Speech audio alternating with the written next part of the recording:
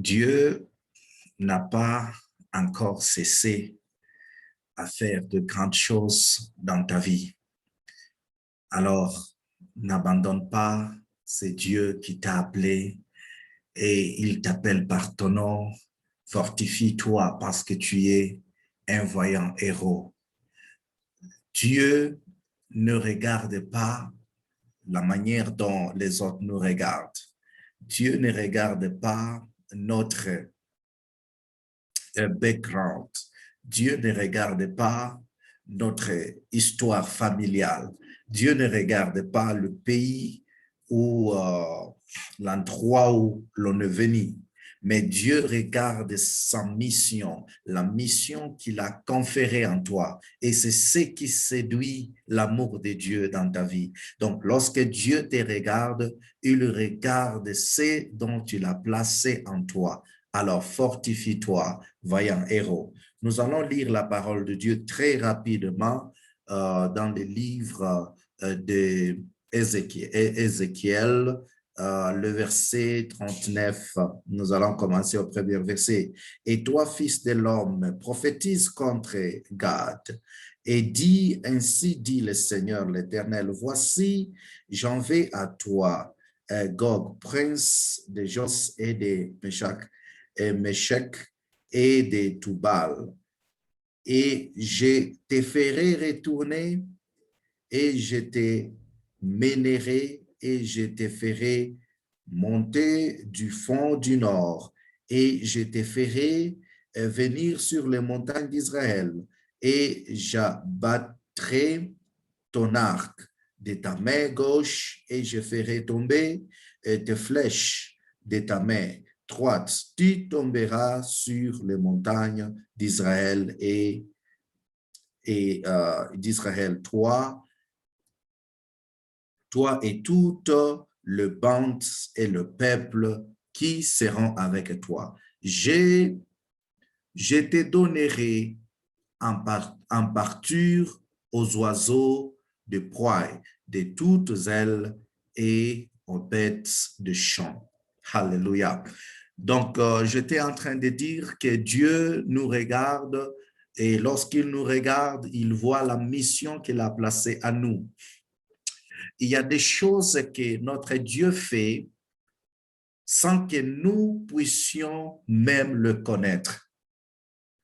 La plupart des combats, des attaques que nous voyons avec nos yeux, ça, ce n'est qu'un tiers des problèmes qui se préparent ou des problèmes qui sont toujours là en persistance pour arriver dans nos vies. C'est ce que David essaye d'exprimer lorsqu'il parle des problèmes sociaux, lorsqu'il parle de sa vie sur terre. David se résume en disant « Dieu fait de merveilles alors que je suis encore au lit ».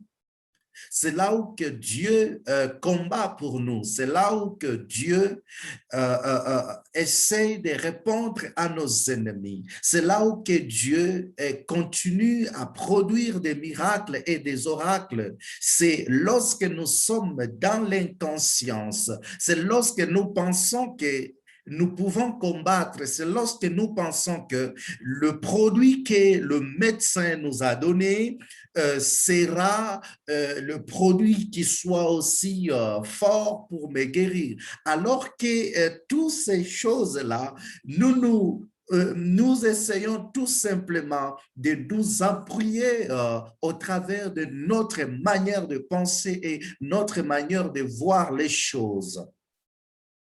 Alors que le vrai combat que Dieu mène sur nous, c'est lorsque nous ne savons même pas. Ici, Dieu est en train d'annoncer la guerre avec Gad. Dieu est en train de vouloir se battre pour son peuple. Donc, c'est que vous devrez savoir que Dieu se bat toujours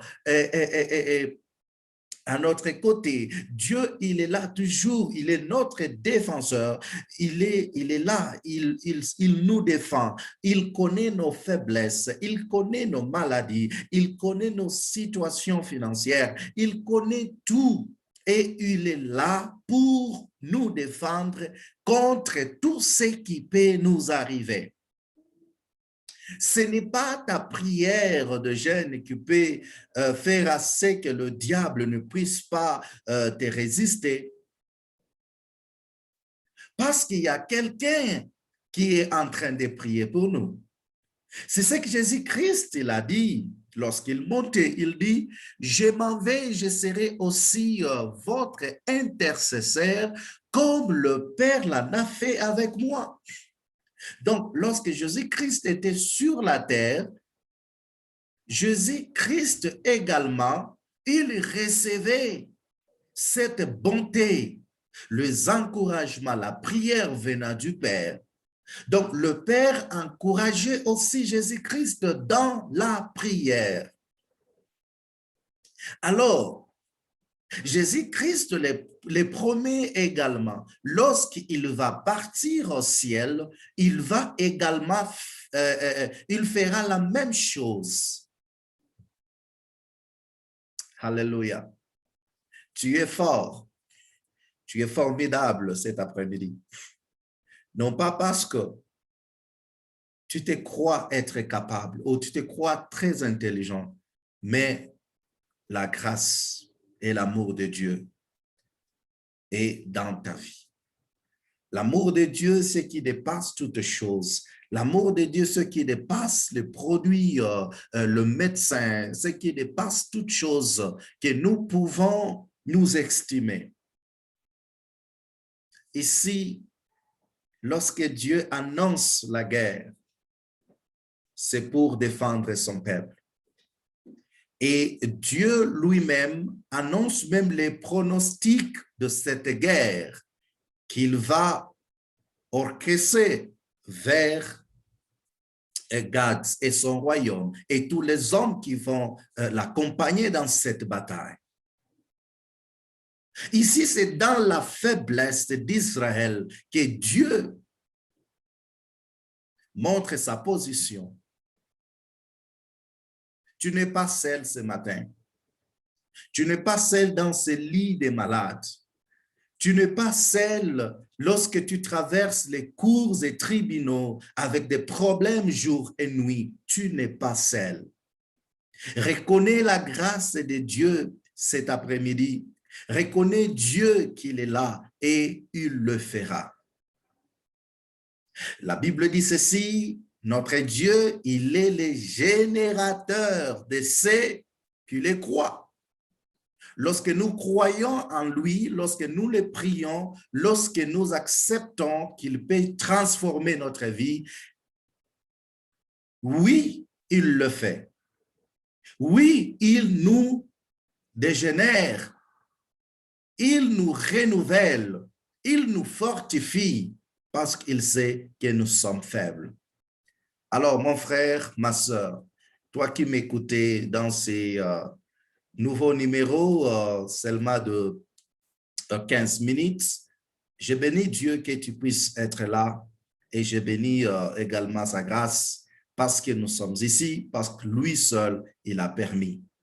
Alors, ne te décourage pas, n'abandonne même pas parce que Dieu, il est là. Il dit, je serai avec toi tous les jours jusqu'à la fin de ta vie, jusqu'à la fin de ce monde. Il sera toujours avec nous. Même dans le sépulcre des morts, il sera toujours avec nous. Qu'il soit loué, qu'il soit adoré. Au nom de Jésus-Christ de Nazareth. Amen.